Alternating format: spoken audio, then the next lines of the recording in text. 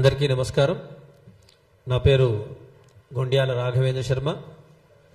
పాలమూరు బ్రాహ్మణ సేవా సమితి ప్రతినిధిగా మరియు బాస్ ప్రతినిధిగా ఇక్కడ మాట్లాడుతూ ఉన్నాను. గత 3 రోజుల క్రితం పెద్దలు మందకృష్ణ మాదిగ గారు చేసేటటువంటి వ్యాఖ్యలు బ్రాహ్మణ సమాజాన్నే కాదు, హిందూ సమాజాన్ని కూడా తీవ్రంగా బాధించాయి. పెద్దలు ఇంతకుముందు చెప్పినట్టుగా మీరు అవగాహన లోపంతోనే ఇటువంటి మాటలు మాట్లాడారు. తప్పకుండా ఈ మాటలు మీరు వెనక్కి తీసుకోవాలని బ్రాహ్మణ సమాజం అంతా కూడా డిమాండ్ చేస్తూ ఉంది. దాంతోపాటుగా బ్రాహ్మణులే అర్చకులుగా ఉండాలా, బ్రాహ్మణులే పురోహితులుగా ఉండాలా, వీరికి ఇది పెటెంట్ హక్కు అన్నారు. సమాజంలో మీరు ఒక్కసారి తిరిగి చూస్తే, ఒక్కసారి మా పాలమూరుకి రండి.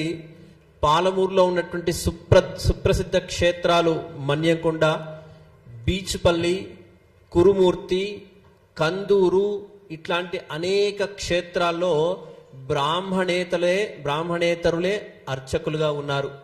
ఇది నేను చెప్పే మాటలు కాదుగా, చక్కగా మీకు గవర్నమెంట్ కూడా, మీకు ప్రభుత్వం కూడా మీకు ఆ తగినటువంటి సమాచారం ఇస్తుంది.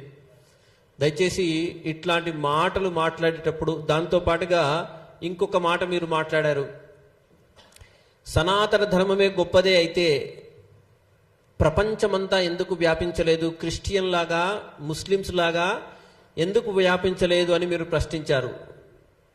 సనాతన ధర్మం గొప్పది కాబట్టే వ్యాపించలేదు. మేము మదర్ తెరిసా లాగా నేను సేవ చేస్తానని వచ్చి లక్షలాది మందిని మేము మతాంతీకరణ చేసుకోలేదు.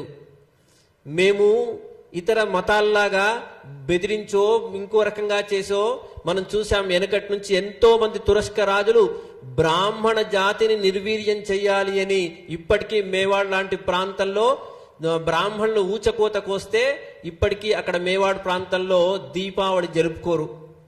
కాశ్మీర్ పండితుల సంగతి ఏంటి? ఇట్లాంటి అనేకమైనటువంటి బ్రాహ్మణ సమాజం దేశం కొరకు, ధర్మం కొరకు ఎంతో త్యాగం చేసింది. ఒక్కసారి మీరు స్వతంత్ర ఉద్యమాన్ని గమనిస్తే చాలు. బాలగంగాధర్ తిలక్ ఇట్లాంటి వ్యక్తులు చాలా మంది అనేకమైనటువంటి విషయాల్లో ఉద్యమాలు చేశారు, వితంతు ఉద్యమాలు చేశారు. దాంతోపాటుగా సతీ సహగమనం నుంచి ఉద్యమం, అంటే ప్రపంచంలో కానీ దేశంలో కానీ ఎక్కడైనా కూడా ఇది వ్యతిరేకమైనటువంటిది, ఇది కరెక్ట్ కాదు అని అనిపిస్తే దానికి తగ్గట్టుగా వ్యతిరేకంగా దానికి బ్రాహ్మణులే పనిచేశారు. మీరు మావోయిస్టు ఉద్యమం చూసినా, ఇటు సిపిఐ లాంటి ఉద్యమాలు చూసినా, ఇటు ఏ రకంగా ఆధ్యాత్మిక విప్లవం చూసినా, నాస్తికము ఆస్తికము అన్ని రకాల విప్లవాల్లో బ్రాహ్మణులు ముందరగా ఉన్నారు. ఇది బాగా మీరు గమనించాలి. బ్రాహ్మణుడి త్యాగం వెలకట్టలేనటువంటిది. అద్భుతమైనటువంటి సేవ, దేశానికి సేవ చేసినటువంటి గొప్ప జాతి బ్రాహ్మణ జాతి. ఆనాటి కాలంలో తక్షశిల లాంటి విద్యాలయాలన్నింటినీ కూడా తగిలేస్తుంటే, మొత్తంగా అక్కడ ఉన్నటువంటి గ్రంథాలన్నీ తగలబెట్టేస్తుంటే తన మస్తిష్కంలో ఆ వేద విద్యను, శాస్త్ర విద్యనంతా కూడా నింపుకొని ముందు తరానికి అందించినటువంటి ఏకైక జాతి ఏది అంటే అది బ్రాహ్మణ జాతి మాత్రమే. ఈరోజు మనం ఒక దేవునికి దండం పెడుతున్నాం, ఒక దేవుడికి ధ్యాన శ్లోకం చెప్తున్నాం, ఏదో ఒక యాగం చేస్తున్నామంటే మేము చేసినటువంటి ఆ త్యాగము. కాశీలో ముష్కరులు, తురస్కులు దేవాలయాన్ని దేవాలయం దండయాత్ర చేయడానికి వస్తే బ్రాహ్మణులు బలిదానం చేసుకున్నారండి. ఇంత గొప్పనైనటువంటి జాతి బ్రాహ్మణ జాతి. ఈ బ్రాహ్మణ జాతి ఔన్నత్యం తెలుసుకోకుండా, బ్రాహ్మణ జాతి గురించి తెలుసుకోకుండా పురోహితమే కానీ అర్చకత్వమే కానీ మీరొక్కరే చేస్తారు అనడం నిజంగా అవివేకం. ఇది మీలాంటి పెద్దలు మాట్లాడేటువంటి మాటలు కావు. మాదిగ ఉద్యమాన్ని ఉవ్వెత్తున తీసుకొని వచ్చి భారత ప్రధానిని కూడా మెప్పించి మీరు మీ సఫలీకృతమయ్యారు. ఆ కోణంలో ఈరోజు తప్పకుండా ఈ సమాజం నుంచి, ఈ వేదిక నుంచి మేము మీకు డిమాండ్ చేస్తా ఉంది ఏంటంటే, పురోహితులుగా, అర్చకులుగా బ్రాహ్మణులకు పేటెంట్ హక్కు కావాలని మీరు మాతో పాటు ఉద్యమం చేసేందుకు ముందరికి రావాల్సిందిగా ఈ సందర్భంగా మేము మిమ్మల్ని స్వాగతిస్తా ఉన్నాం. మీరు ఎందుకంటే చిన్న పిల్లలకు గుండె వైద్యం గురించి ప్రయత్నం చేశారు, మాదిగల గురించి ప్రయత్నం చేశారు, ఇంకా అనేకమైనటువంటి సామాజిక కోణాల్లో మీరంతా గొప్పనైనటువంటి కృషి చేశారు. ఇది కూడా బ్రాహ్మణ జాతి దేశం మొత్తంలో మ్యాక్సిమంగా ప్రయత్నం చేస్తే ఒక 3% ఉండదు, 4% ఉండదు. ఆ 3% లేని జాతి మీద ఒకసారి ఐలయ్య మొత్తుకుంటాడు, ఓడు ఇంకోడు పాట రాసి బాపనోడు బాణపొట్ట ఏందిరాన్ని వాడు తోడు మొత్తుకుంటాడు, ఇంకోడు ఇంకో రకంగా మొత్తుకుంటాడు. ఎందుకు మీకు ఇంత ద్వేషం? బ్రాహ్మడు సర్వే జనా సుఖినో భవంతు అనే మాట్లాడాడు తప్పించి ఏ రోజున ఎవరిని హింసించలేదు, కించపరచలేదు. కాబట్టి దయచేసి ఈ వేదికగా మేమందరం కూడా మిమ్మల్ని కోరుతా ఉన్నాం, బేషరతుగా మీ వ్యాఖ్యల్ని వెనక్కి తీసుకోండి. లేని పక్షంలో ఖచ్చితంగా ఇది తీవ్రమైనటువంటి ఉద్యమం దిశగా, ఎందుకంటే బ్రాహ్మణ జాతి తనను తాను రక్షించుకోవడానికి, తను రక్షించుతూ హిందూ జాతిని కూడా రక్షించడానికి ఒక ప్రయత్నంలో ఇది పెద్ద ఉద్యమం మీరే వేసినటువంటి మొదటి అడుగుగా అవుతుంది. కాబట్టి దయచేసి ఇక్కడ నుంచి మేము మీకు డిమాండ్ చేస్తా ఉన్నాం, మా మీద, హిందూ సమాజం మీద మీరు వేసినటువంటి ఈ వ్యాఖ్యలను వెనక్కి తీసుకోవాల్సిందిగా కోరుతూ, దాంతో పాటుగా అనేకమైనటువంటి విషయాలు మీరు తప్పుగా మాట్లాడి ఉన్నారు, అవన్నీ కూడా ఒకసారి మీరు సరి చేసుకోండి. బ్రాహ్మణ జాతి ఔన్నత్యం చాలా గొప్పది. ఈరోజు రిజర్వేషన్ల పుణ్యమా అని ఎంతమంది పిల్లలు మేము చదువుకొని మాకు మార్కులు రాక, మాకు ఉద్యోగాలు రాక, మేము చదువుకోలేక చచ్చిపోతున్న పిల్లల్ని మేము కన్నులారా చూస్తా ఉన్నాం. 90%, 95%, 99% మార్కులు వచ్చినా వీడికి ఉద్యోగం రాక, పై సీట్లు రాక అవస్థ పడుతూ పిల్లలు ఎంతో మంది ఆత్మాహుతి చేసుకున్నారు, ఆత్మహత్యలు చేసుకున్నారు. వాళ్ళందరికీ ఎవరు మూల్యం చెల్లించాలి? కాబట్టి దయచేసి ఈ ప్రయత్నంలో మీరందరూ కూడా తప్పకుండా మీ వ్యాఖ్యలు వెనక్కి తీసుకుంటారని కోరుతూ స్వస్తి.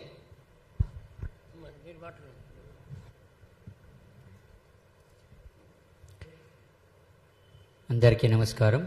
నా పేరు శ్రీరంగం గోపీకృష్ణమాచార్యుడు, హరిహర అర్చక సంక్షేమ సంఘం నుంచి హైదరాబాద్. ఈరోజు బ్రాహ్మణ్యం మీద, బ్రాహ్మణ జాతి మీద, అర్చకత్వం మీద, పురోహితం మీద మరియు వేద పండితుల మీద మాట్లాడడం అనేటువంటిది చులకన భావనగా ఇప్పుడు తయారైంది.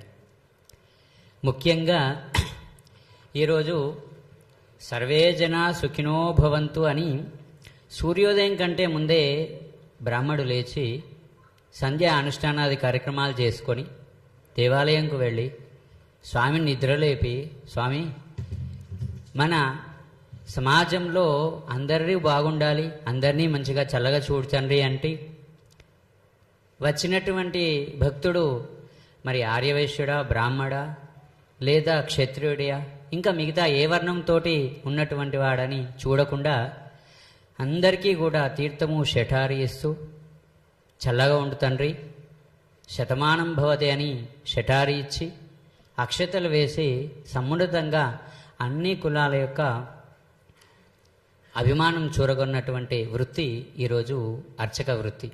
దేవాలయంలో మేము మనుషులను చూసి వచ్చిన తర్వాత కులం అడిగి మేమెన్నడూ కూడా అర్చనలు చేసినటువంటి దాఖలాలు లేవు, ఉండవు కూడా. రెండవది ఏంటంటే, మీరు అర్చక వ్యవస్థనే రద్దు చేయాలని అంటున్నారు. అది ఎంతవరకు సమంజసం? మేము అర్చకులుగా ఉండేటువంటి అధికారం లేదని మీరు భావిస్తున్నారా? ఏ రకంగా భావిస్తున్నారు? గుర్తుపెట్టుకోండి, బ్రిటిష్ కాలం నుంచి కూడా అయ్యా ఎట్లా చేయాలి, యుద్ధం ఎట్లా చేయాలి, భారతదేశాన్ని ఎట్లా మనం స్వాధీనం చేసుకోవాలని చెప్పి బ్రిటిషర్లు ఆలోచన చేసిన సందర్భంలో ఒకానొక బ్రిటిషర్ అన్నాడంట, అయ్యా మీరు యుద్ధం చేస్తే, ఏదో కొల్లగొడితే భారతదేశం మన ఆధీనం కాదు, కేవలం సంస్కృతి సాంప్రదాయాలను నిలబెడుతూ తన జీవితాలను త్యాగం చేస్తూ ఓన్లీ సమాజ శ్రేయస్సుకే నిలబడ్డటువంటి ఏకైక జాతి ఉంది బ్రాహ్మణ జాతి, దాన్ని కొడితే మనం ముందుకు వెళ్ళొచ్చు అని చెప్పి ఆనాటి బ్రిటిష్ కాలంలో ఇది బీజం పడింది. ఆ రోజు నుంచి బ్రాహ్మణి పైన, అర్చకత్వం పైన అనేక విధములైనటువంటి దాడులు జరుగుతూనే ఉన్నాయి. గుర్తుపెట్టుకోండి, ఏ రోజు కూడా బ్రాహ్మడికి మిగతా వారికి ఉన్నటువంటి సౌలభ్యం ఏది లేదు. ఎన్నో నియమ నిబంధనల చేత, ఆహారపు అలవాట్ల చేత వారి యొక్క దైనందిన కార్యక్రమాన్ని నిర్వర్తించుకుంటూ ముందుకు వెళ్ళేటువంటి సాంప్రదాయం మనం చూస్తున్నాం. అర్చకులను మనం చూసుకుంటున్నాం. గుర్తుపెట్టుకోండి, ఊళ్ళలో ఈ రోజు వరకు కూడా అన్ని కులాలతోటి ఒక గౌండ్లైనతోటి కూడా మేము మామాని సంబోధించిన సందర్భం, మిగతా వాళ్ళందరితోటి సమాజంతో మమేకమైనటువంటి సందర్భం ఉంది, కానీ ఎవరితోటి కాంట్రవర్సీ అయినటువంటి సందర్భం లేదు. దయచేసి ఈరోజు థ్యాంక్ యూ అయ్యా. మరి మా దగ్గర ఈ సమావేశం ద్వారా మేము మీడియా వారిని, అలాగే సమస్తమైన రాజకీయ నాయకుల్ని, భారత ప్రభుత్వాన్ని, అలాగే రాష్ట్ర ప్రభుత్వాన్ని ముందు ఒక డిమాండ్స్ పెడుతున్నాం. మా సమస్యలు మీకు అర్జెంటుగా పరిష్కరించాల్సిన అవసరం ఉందని చెప్పి మేము ప్రశ్నిస్తున్నాం. అర్చకత్వం, పౌరోహిత్యం, బ్రాహ్మణ కులవృత్తిగా అన్ని రాష్ట్ర ప్రభుత్వాలు, కేంద్ర ప్రభుత్వం వెంటనే ప్రకటించాలి. ఇది మా ప్రథమ డిమాండ్. అర్చకులుగా కొనసాగుతున్న బ్రాహ్మణేతరులు ఎవరున్నారో తెలంగాణ రాష్ట్రంలో కానీ ఇతర రాష్ట్రాల్లో కానీ వాళ్ళు పొందుతున్నటువంటి సర్టిఫికెట్ ద్వారా పొందుతున్న రిజర్వేషన్ విధానాన్ని తొలగించాలని కూడా మేమందరం డిమాండ్ చేస్తున్నాం. బ్రాహ్మణ రక్షణ కోసం వెంటనే ఎస్టీ అట్రాసిటీస్ కేసు ఏ విధంగా చట్టం ఉందో అదేవిధంగా మాకు కూడా చట్టం తీసుకొచ్చి బ్రాహ్మణ రక్షణ కల్పించాల్సిన బాధ్యత ప్రభుత్వం మీద ఉంది, కేంద్ర ప్రభుత్వం మీద కూడా ఉంది. అవసరం వస్తే చట్టాన్ని కృష్ణమాదికి చెప్పినట్టే కేంద్ర ప్రభుత్వం పార్లమెంట్లో బాగు చేసి అట్రాసిటీస్ బ్రాహ్మణులకు కూడా ఇవ్వాలని మేము డిమాండ్ చేస్తున్నాం. అన్ని రాజకీయ పార్టీలు వేరే విషయాల మీద బ్రహ్మాండంగా మాట్లాడతారు. ఈ రోజున వాళ్ళు ఎందుకు మాట్లాడలేదు? బ్రాహ్మణులు కూడా సమాజంలో భాగం కాదా? బ్రాహ్మణులు ఓటర్లు కాదా? అన్ని రాజకీయ పార్టీలు కూడా వెంటనే స్పందించి కృష్ణమాదేవి గారు చేసిన వ్యాఖ్యల్ని తీవ్రంగా నిరసించవలసిందిగా, ఖండించవలసిందిగా ఈ వేదిక నుంచి మేము కోరుతున్నాం. అలాగే సమాజంలో అసమానతలు సృష్టించి 70 ఏళ్లుగా ఈ రిజర్వేషన్ విధానాన్ని ఇంకెన్నాళ్ళు కొనసాగిస్తారని మేము అడుగుతున్నాం. ఎన్నాళ్ళకి బీదవాళ్ళు, బిక్కివాళ్ళు ఇంకా పైకి వస్తారు. 70 ఏళ్లుగా రాజకీయాలు ఇస్తున్నప్పుడు డాక్టర్ అంబేద్కర్ 10 ఏళ్ళు చాలన్నటువంటిది ఇప్పుడు 70 ఏళ్ళు, 7 దశాబ్దాలు గడిచిపోయినా వాళ్ళు ఇంకా ప్రభుత్వానికి బీదవాళ్ళుగానే కనబడుతున్నారా? అట్టడుగు స్థాయిలో ఉన్న బ్రాహ్మణుల సంగతి ఏమిటి? మాకు రిజర్వేషన్ కావాలి. సమాజంలో అసమానతలు పోవాలంటే వెంటనే రిజర్వేషన్ విధానాన్ని తొలగించాలని కూడా మేము డిమాండ్ చేస్తున్నాం. ధన్యవాదాలు.